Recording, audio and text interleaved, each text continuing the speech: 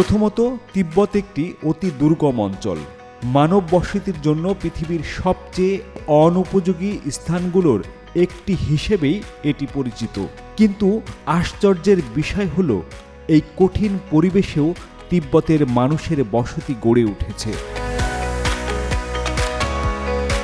মাত্র এইটুকু অঞ্চলে এখন বসবাস করছে ৩০ লাখেরও বেশি মানুষ।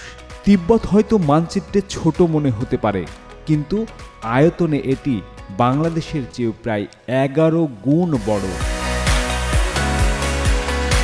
এই অঞ্চল জুড়ে সারি সারি পাহাড়, যার গড় উচ্চতা ৪৫০০ মিটার বা ১৫০০ ফিট।